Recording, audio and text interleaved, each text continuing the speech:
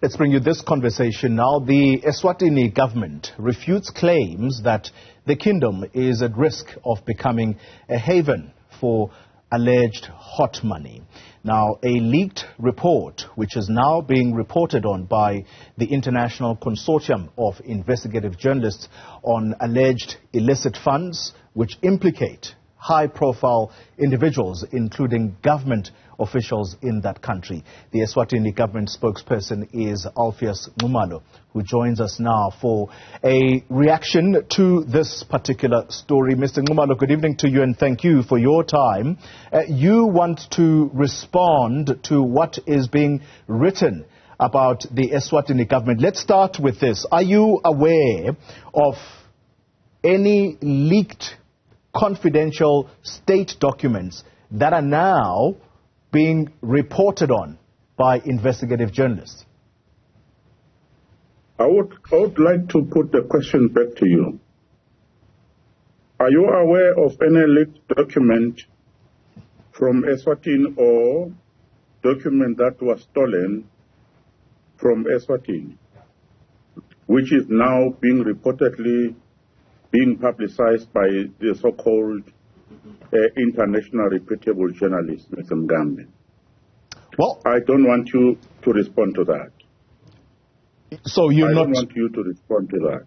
Okay. There are two things and perspectives that are playing out into this story. There is a difference between leaked documents. There is a difference between stolen documents. All right. So we are not going to respond and legitimize and therefore rectify the stealing of documents which have got confidential information of certain people and transactions in banks in this country or any other part of Africa for that matter.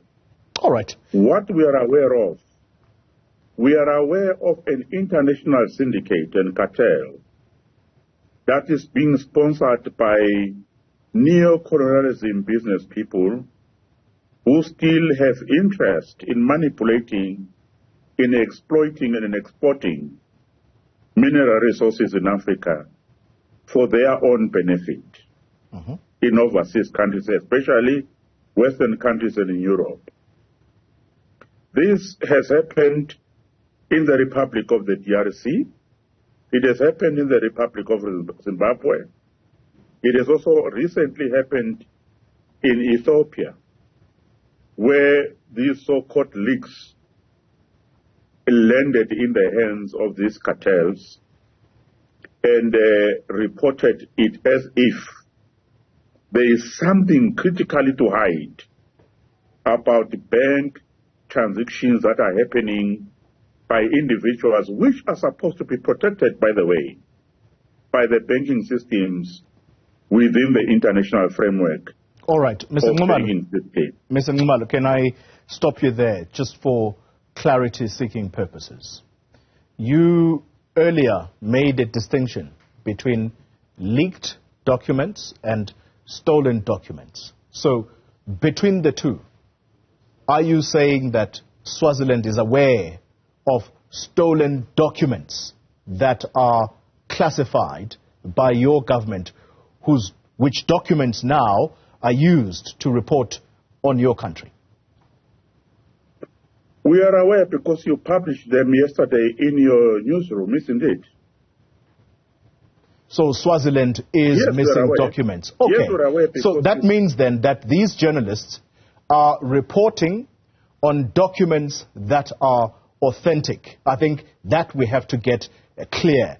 That is your admission here tonight, that these journalists, yes, they're reporting on information that, as you say, is stolen, but this is authentic information. I don't know if that exists in the world of journalism.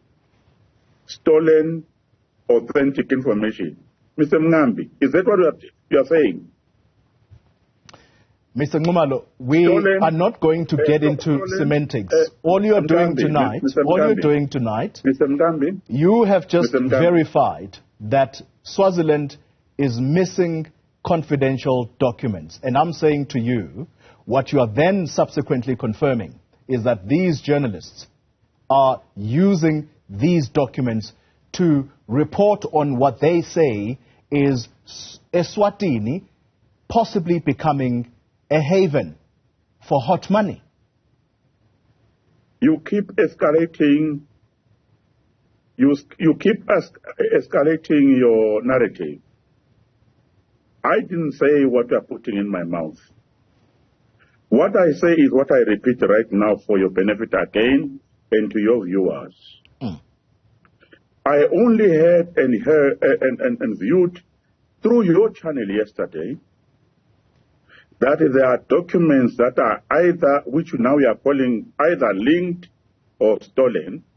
I am saying to you, how does any stolen document make that information that is contained in that document to be legit, to the point that a reputable newsroom like Newzroom Afrika, for which I'm sure, if not the whole of Africa, a better part or bigger part of Africa, attaches certain respect to Newzroom Afrika, you publish it as authentic documents that contains authentic information.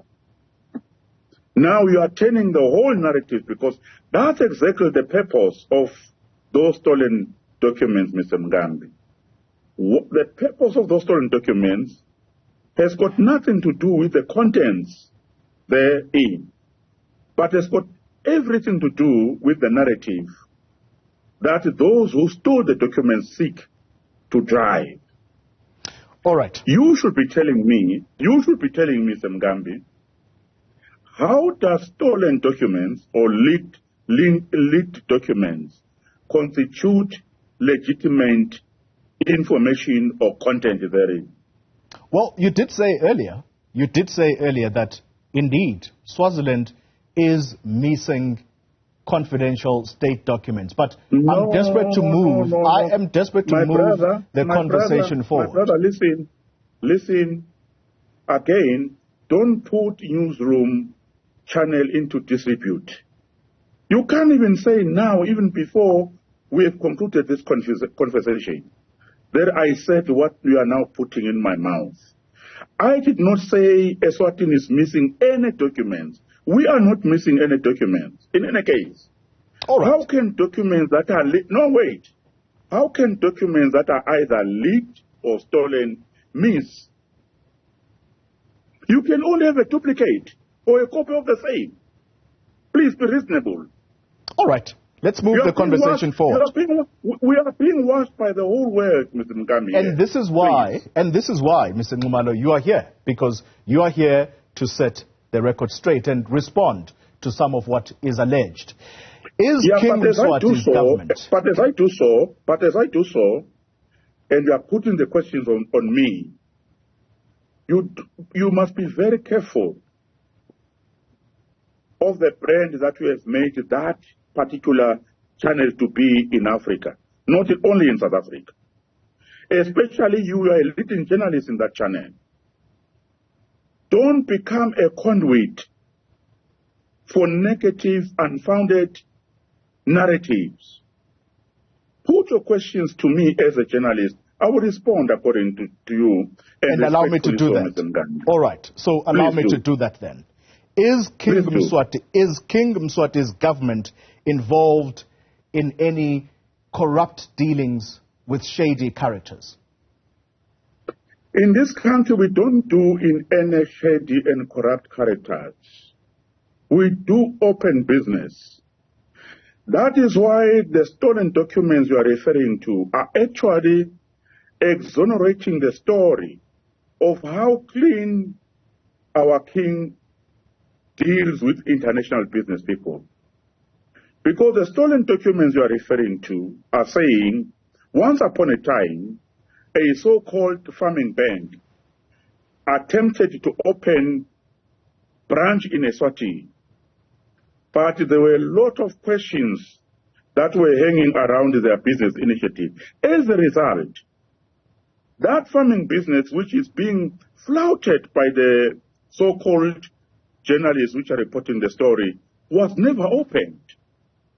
That is a huge sign to us and to you and to those actually so-called journalists that this country has got working systems, financial systems, economic systems that are supported by international financial frameworks from both IMF and World Bank to ensure that people who want to come to the kingdom to open businesses do comply not only with the laws of the country, but also with expected international standards of how to do business with the country. All right. They can't tell you today where is that farming ban, because we were able, our systems in place, we were able to checkmate them to say no, there are some gaps, so therefore you can't have your way. Secondly, go to the other point which these stolen documents are alluding to. That there is a refinery, gold refinery company that was being attempted to open in the country. Where is that gold refinery company? It doesn't exist. Why? So let's do this then. Because our systems in this country, Mr. Ngambi, are working and are working very well. We don't have a financial system or banking system in this country that allows people to bank their monies in sitting rooms or in sofas. We've got a clear international approved banking international system that we are applying. You can go ahead, sir. Well, you make reference to monies. No, I'm not making reference. No, I'm saying your statement just moments ago, you seem to be making reference to a case here in South Africa of the Phala farm saga. Is that you essentially saying that the South African government perhaps has more to answer for as a result of that incident? Is that what you are saying, that the Eswatini government is perhaps cleaner than the South African government? You are again, Mr. Ngambi, putting words in my mouth. Okay, please clarify. Please clarify the sofa. Mr. Ngambi, the sofa. Listen, Mr. Ngambi, can I remind you, my brother? Yes, sir. You are not a political propagandist. You are a journalist. Absolutely, you're correct with that. You're not working for the South African government. You know, people do hide money not only in sofas. Some they hide them in kitchen fridges everywhere. You know, this is happening all over Africa.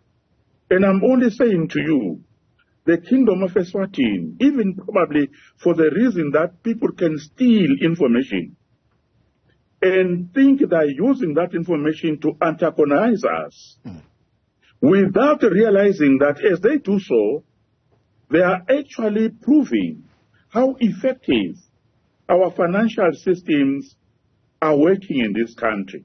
I've already given you an example of the farm banking and the so-called gold refinery company. Why are they not in existence?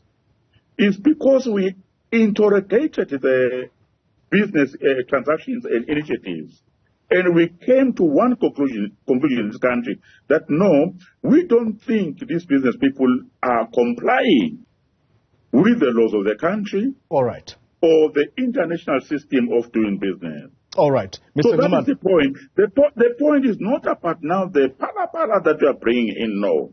All right. You now want to take me back to an old story which we dealt with effectively with Mngambi. It was very successfully so. No. I wanted to clarify. I've given you clarity. You absolutely yes, have. All right. Let me now put this final question, because what you're saying is that the Eswatini government is so thorough in its procedures that nothing can seek to make it questionable in the eyes of the world. If that is the case, Mr. Nxumalo, can you tell us today whether the human rights lawyer who was killed, who was assassinated in January of 2023, whether that particular case has been dealt with and government is determined to make sure that his killers are brought to justice? My brother, we had a number of conversations in the past regarding that matter. But before I respond directly to you, I want us to conclude this thing. This is how I want to conclude is just between the two of us and your viewers. Even for the fact, let's assume for argument's sake, that indeed it is so-called international journalists who are reporting about the mismanagement of finances and financial transactions in banks were to be found to be true, and the information therein contained is indeed authentic. So at least we have an open system. Even if you hack, you leak, or you steal, you can still find the exact information of what is happening in the country. Put that aside, come direct to your question. Mr. Mngambi, I know how passionate you are with the question of the assassinated lawyer Babe Thulane Maseko, finding his killers and so on and so forth. We have followed on a number of occasions the South African governing party, especially the president, when he makes it either January statement or whatever other statement, SONA, alluding to the fact that South Africa will ensure, in a way of support, that the killers of Mr. Maseko are not only traced, found, and brought to justice, but they are made to bear the sins that they committed. That is exactly the position of the government of Eswatini as well. We are not hiding anything. The investigations are continuing, and we have read in the recent past weeks how the Eswatini National Police Service have escalated and intensified the investigations. And we are saying, anyone who have got information that would assist them to bring this matter to close, take that information to any relevant structure with whom or to which you may think you have confidence with. All right. So that the matter can be concluded. It doesn't help to politicize the matter or to use it to solicit international solidarity support for political reasons. All right. This is a very painful matter. In this country, we value life. It doesn't matter whose life is it, because our position is no life is worth living more than the other. When we are in this country, even if you are a visitor, we protect you, we give you cover in all possible ways. That's how we have trained our national security apparatus. Okay. Life is valuable. Life must be protected. All right. Alpheous Nxumalo, thank you very much for your time. He is the Eswatini government spokesperson.